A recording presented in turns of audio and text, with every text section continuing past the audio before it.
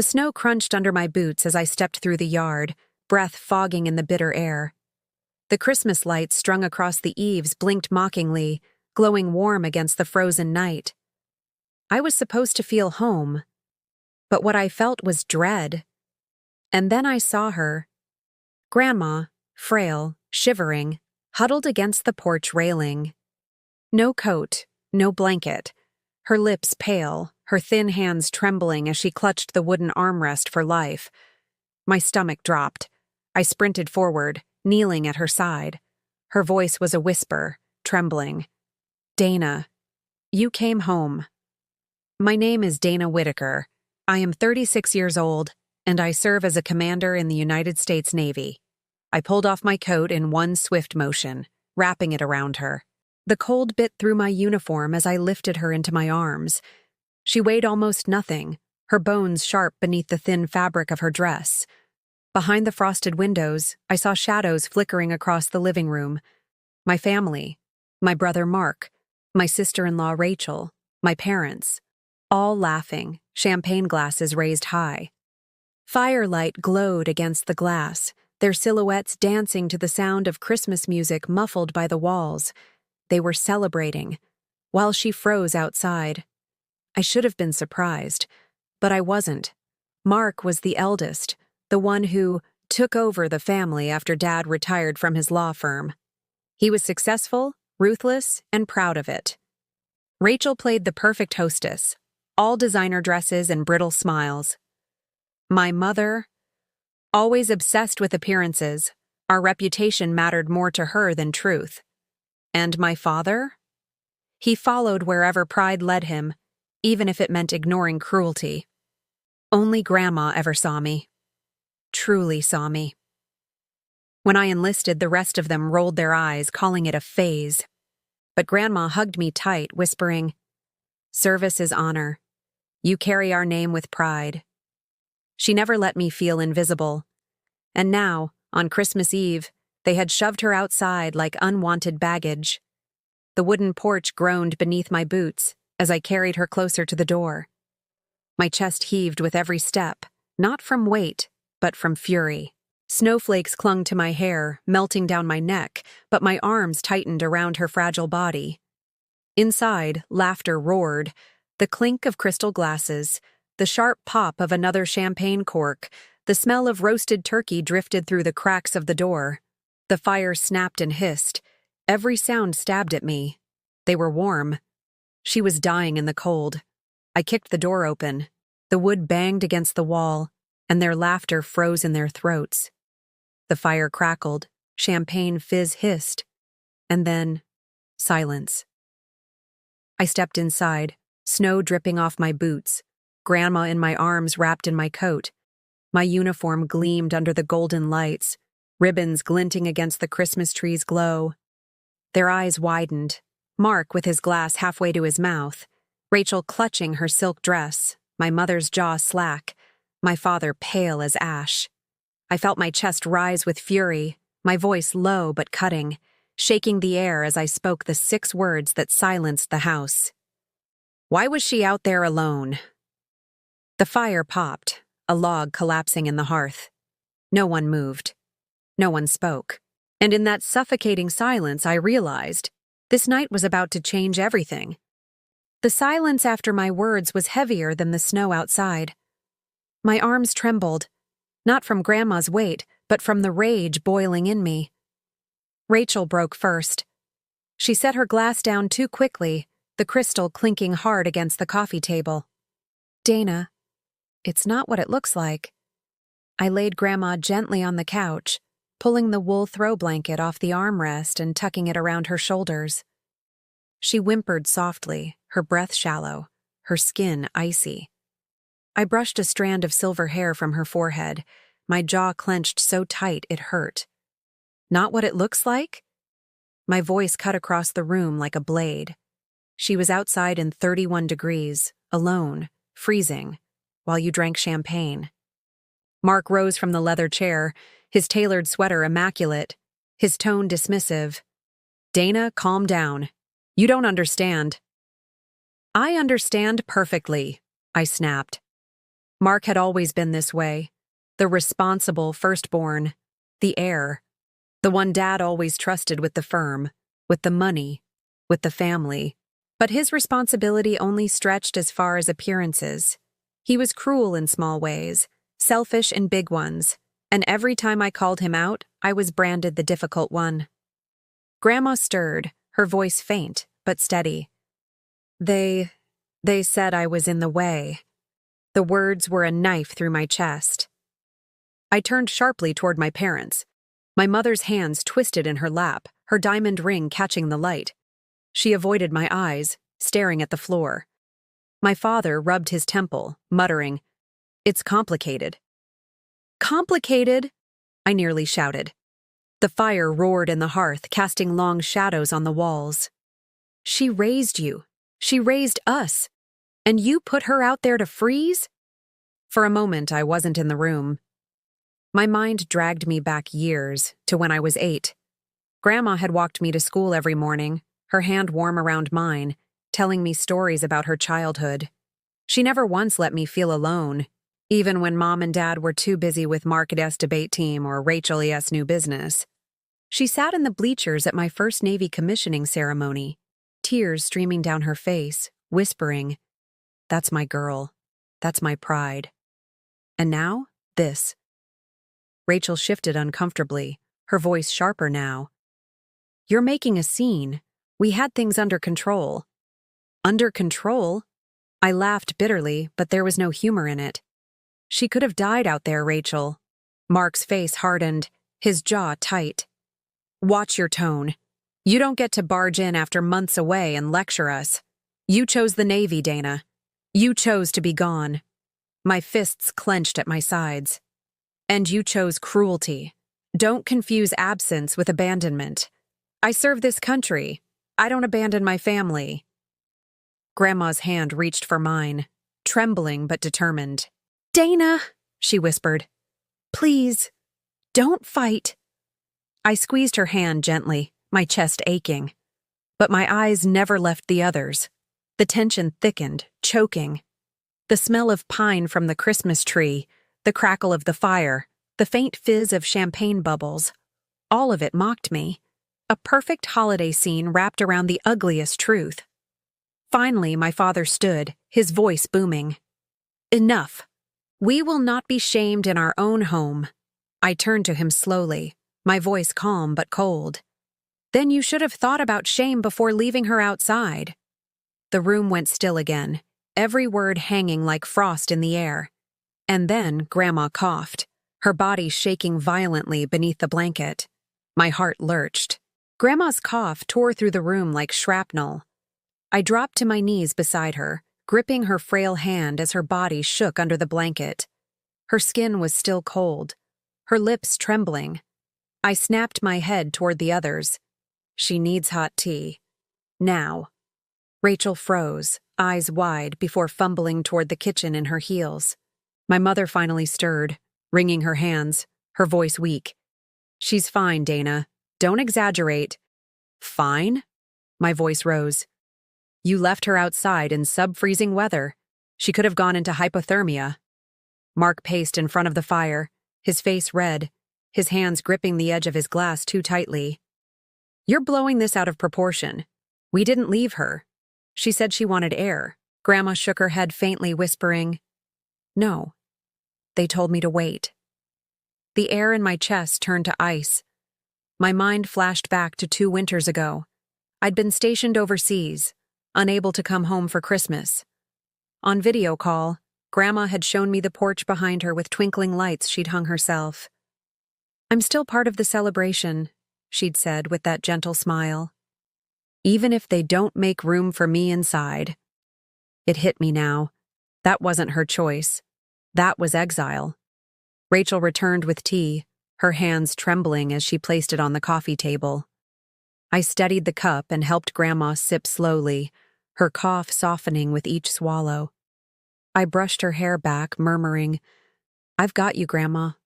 You're safe." But my eyes snapped to Mark.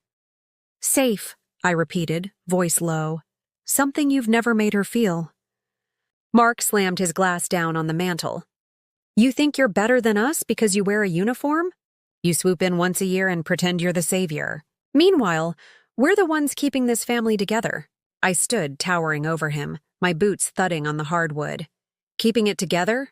You're tearing it apart. My father finally spoke, his voice weary but sharp. Dana, this is not the time for your theatrics. Your grandmother is old. She forgets things. She confuses moments. I stared at him, stunned. You're saying she imagined freezing outside? That her shaking body is a lie? He didn't answer. He just adjusted his tie, the firelight glinting off his cufflinks. The hypocrisy was suffocating. My father, the man who lectured me about honor every Sunday dinner, who scolded me for bringing home muddy boots as a child, was now justifying leaving his own mother in the cold. Grandma's hand squeezed mine. Her voice was faint but steady. Don't let them rewrite it, Dana. Don't let them pretend. My throat tightened. I won't.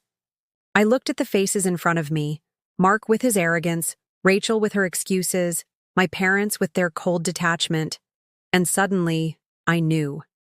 This wasn't just neglect. This was betrayal rooted deep in years of favoritism, selfishness, cruelty, and I wasn't going to stay silent anymore. The Christmas lights flickered outside the frosted windows. The fire popped loudly, sparks crackling. Somewhere in the kitchen, a clock ticked, each second pounding louder in my ears. I came here to surprise you, I said quietly. But what I found was worse than anything I imagined. Mark crossed his arms. And what do you plan to do? Drag us into court? Parade us in front of the neighbors? I met his gaze without blinking. Something far worse. The color drained from his face. Because he knew me. When I made a promise, I kept it. The storm outside rattled the windows, wind howling through the eaves, as if the house itself wanted to scream with me. Grandma's breathing had steadied under the blanket, but her fragile body still shook every few minutes. I stayed close, one hand resting gently on hers. The others watched me warily, as though I'd turned into a stranger in their own living room. But the truth was, I'd never belonged here. Not really. Rachel broke the silence first, her voice brittle. Dana, you're blowing this out of proportion. You don't understand the pressure we're under, the expectations. I snapped my head toward her, my voice sharp. Pressure? You think pressure is balancing parties and guest lists? Try sitting in a control room deciding whether pilots live or die. Try sending soldiers into storms you wouldn't survive 5 minutes in. Don't talk to me about pressure. Her face went pale. Mark scoffed. Here we go. The hero speech. He poured himself another glass of champagne, hand steady, jaw tight. You always use the Navy as your excuse. You're gone for months, years even. Then you come in here acting like you've earned the right to judge us. I stood slowly, the weight of my uniform pressing down, every metal glinting in the firelight. I don't need to earn that right. You gave it to me when you abandoned her on that porch. Grandma stirred, her voice faint. Don't fight. But I couldn't stop, not anymore. I turned toward my father. He hadn't moved, hadn't flinched, but his silence screamed louder than any defense. You built your life on words like honor and legacy, I said, my voice trembling with fury. You drilled them into me as a child, and yet, when it came time to protect your own mother, you let her suffer. Where's your honor now? His jaw flexed, his eyes narrowing. Careful, Dana. Don't forget whose house this is. I let out a bitter laugh. Oh, I haven't forgotten. This house has always been yours. The rules, the choices, the silence. It was always about you. But not tonight. A memory burned its way in. I was 12. Grandma had taken me skating on the frozen pond near her cottage. When I fell, she pulled me up, brushing the snow from my coat, whispering, You'll stand taller than anyone, Dana.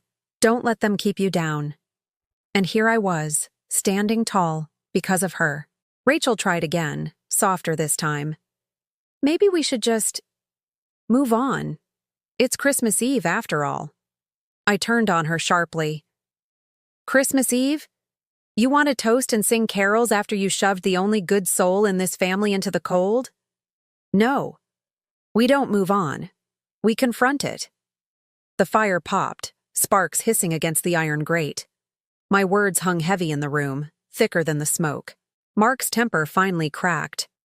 Enough. She's old, Dana. She doesn't even remember things right. Stop pretending this is some kind of crime.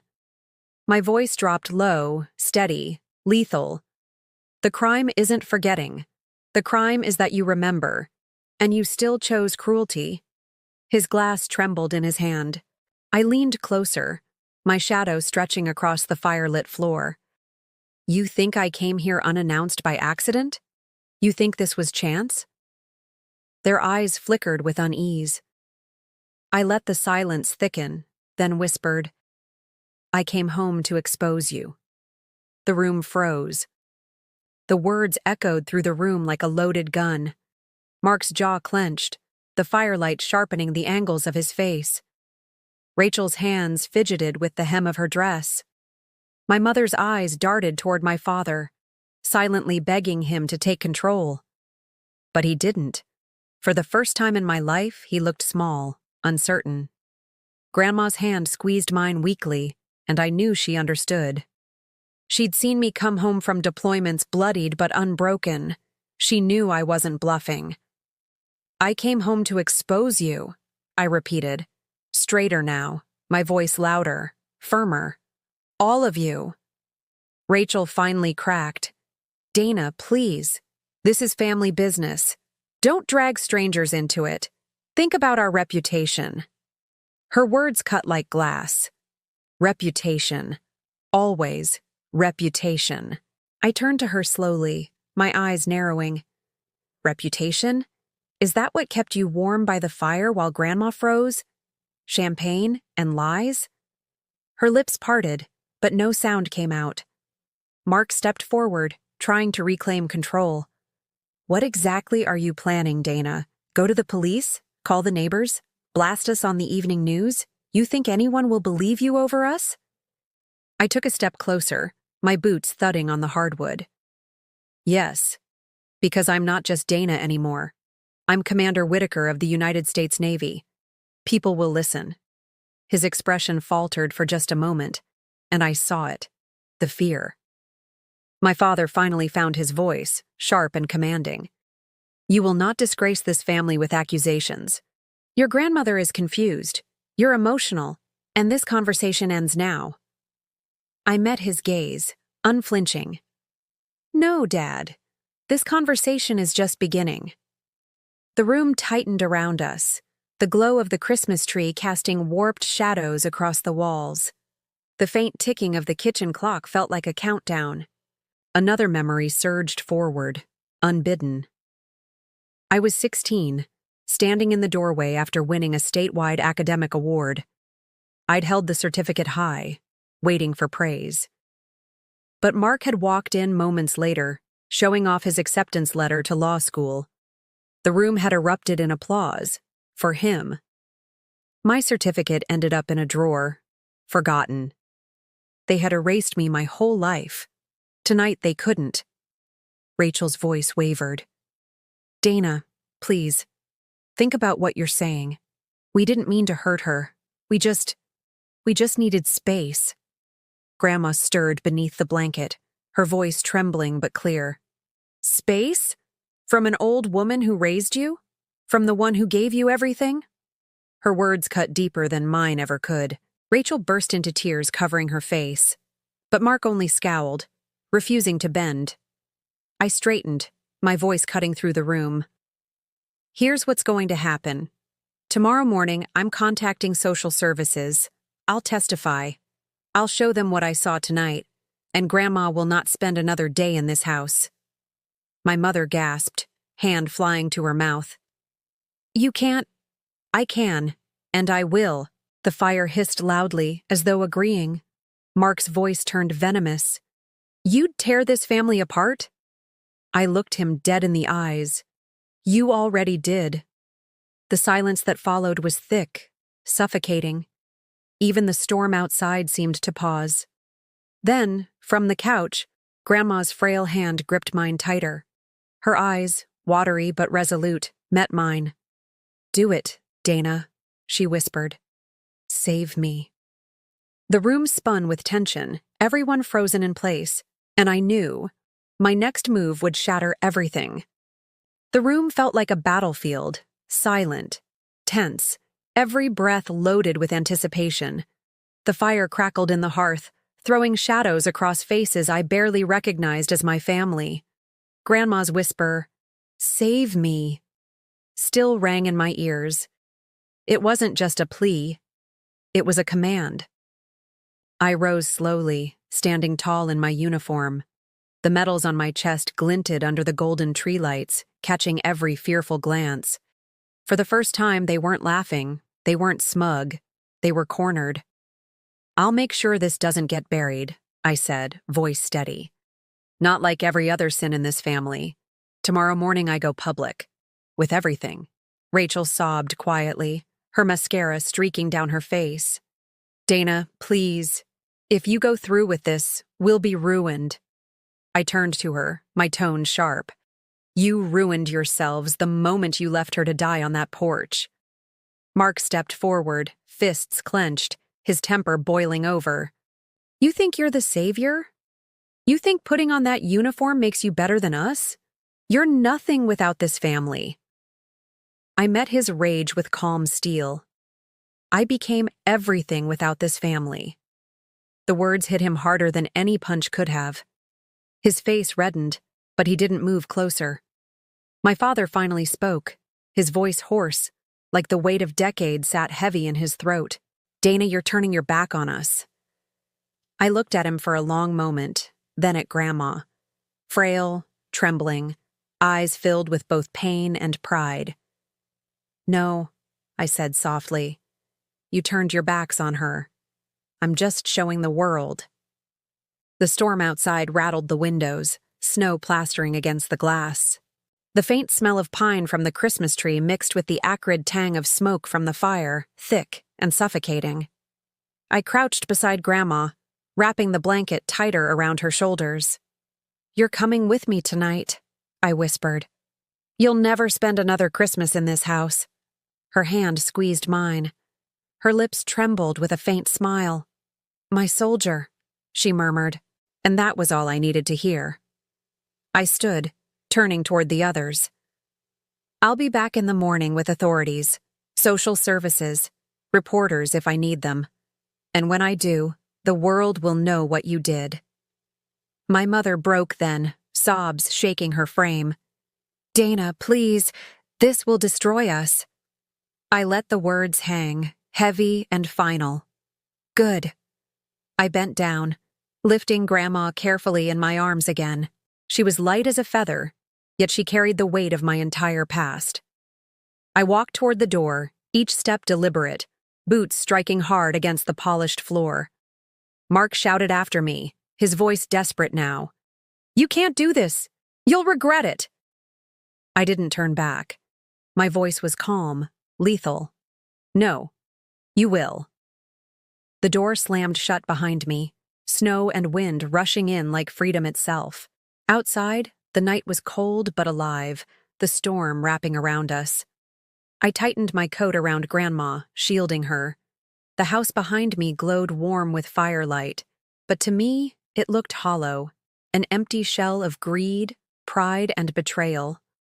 I walked down the icy steps, breath fogging, heart steady. For once, I wasn't the forgotten one. I wasn't the failure. I was the reckoning. As I reached my car, Grandma whispered again, her voice barely audible against the wind. "You kept your promise." I kissed her forehead, tears hot against my frozen cheeks. "Always, Grandma." I opened the car door, sliding her gently inside. And with one last glance at the house of lies, I whispered the final truth they could never erase. Honor is stronger than blood.